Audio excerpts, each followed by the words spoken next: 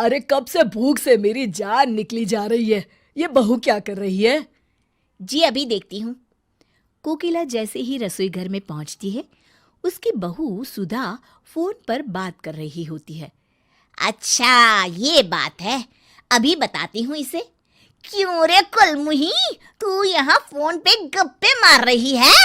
अम्मा जी मेरे बाल। इतनी देर से रसोई घर में घुसी क्या कर रही है, हैं? अभी तक रोटियां नहीं बनी तेरी? अम्मा जी, वो मेरे पिताजी से बात कर रही हूँ। अरे तेरा बाप तो एक नंबर का सुदामा है। शादी के वक्त बड़ी बड़ी बातें कर रहा था, अब देखो शक्ल भी नहीं दिखाता। ऐसे आदमी से क्या बात कर रही है? मैं कहती हूँ रख फोन और जल्दी से खाना बनाकर हॉल में ले आ, वरना तू तो मुझे अच्छी तरह जानती है ना? जी माँ जी, अभी लेकर आती हूँ। हाँ जल्दी आ। गुस्से में बड़बड़ाती हुई कोकिला वहां से चली जाती है। कोकिला छोटी छोटी बातों को लेकर अपनी बहू सुधा को अक्सर मारा पीटा करती थी। अपनी पत्नी की इस हालत से अनजान सुधा का पति सूरज एक दिन ऑफिस के काम से दूसरे शहर जाने की तैयारी कर रहा होता है कि तभी, इसे भी रख लीजिए जी। अरे इस डब्बे में क्या है भाई? बड़ी अच्छी खुशबू आ रही है। रास्ते में खाने के लिए मैंने आपकी पसंद के आलू के पराठे बनाए हैं। ठीक है, इसे बैग में रख दो। अच्छा सुनो, अब मैं निकलता हूँ, तुम अपना ख्याल रखना। हाँ जी। सूरज वहां से चला जाता है। इस तरह सुधा के पति के दूसरे शहर जाते ही उसके सास ससुर के अत्याचार और बढ़ जाते हैं। तंग आकर सुधा घर छोड़ने का मन मना लेती है और जब सुधा अपनी सास के साथ बाजार से सब्जी खरीद रही होती है, तभी सुधा मौका देखकर अपने मायके जाने वाली बस में चढ़ जाती है। अरे ये नालायक कहाँ चली गई? कोकिला बहू को बाजार में ढूंढने लगती है। तभी उसकी नजर रीटा पर पड़ती है, जो एक चोरनी होती है और उसकी शक्ल हूबहू सुधा से मिलती है। अरे करम जली, तू यहाँ क्या कर रही है? कब से ढूंढ रही हूँ तुझे। भगवान तेरी जैसी बहू किसी को ना दे। पूरा बाजार घूम घूम के मेरी हालत खराब हो गई। और ये अचानक तूने ये अजीबोगरीब कपड़े कहाँ से पहन लिए? अब सीधी तरह घर चल, बहुत देर हो गई है। अरे ये बेवकूफ मुझे अपनी बहू समझ रही है। अच्छा है, बुढ़िया पैसे वाली दिखाई देती है। इसके घर तो चोरी करने में मजा आ जाएगा। रीटा कोकिला के साथ उसके घर चली जाती है। अगली सुबह, अरे ओ मेरी निकम्मी बहू, सुबह के 10 बज चुके हैं और तू अभी तक अपने कमरे में आराम फरमा रही है। लगता है जब तक 2-4 तुझे पड़ती नहीं ना, तेरी अकल ठिकाने नहीं आती। चलो उठ अब जल्दी और मेरे लिए नाश्ता बना कर लिया।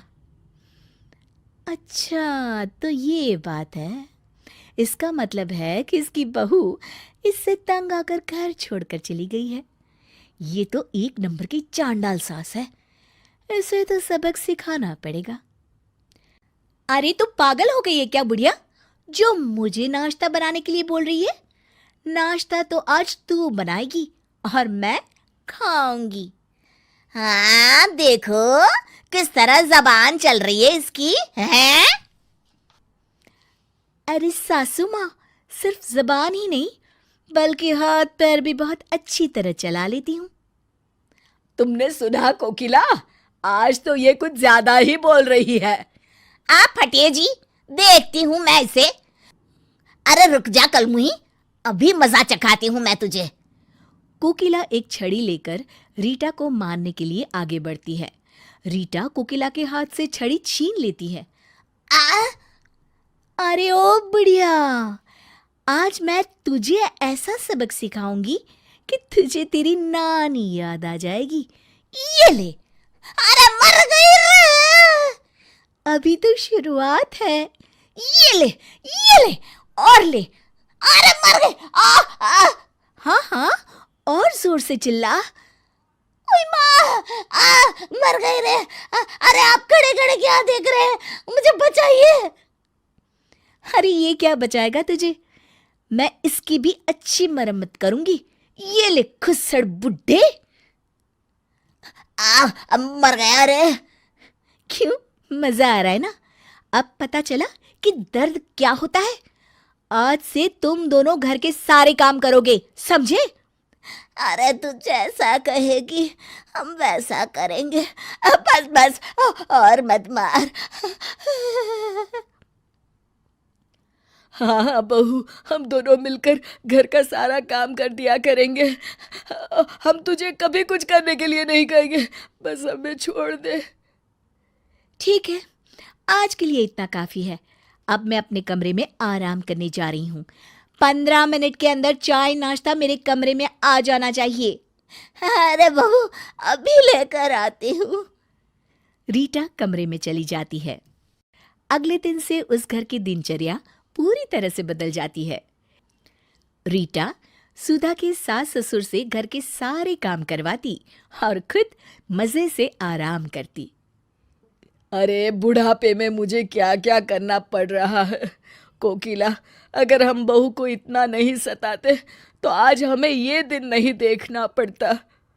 आप बिल्कुल सही कहते हैं जी। तभी वहां रीटा आ जाती है।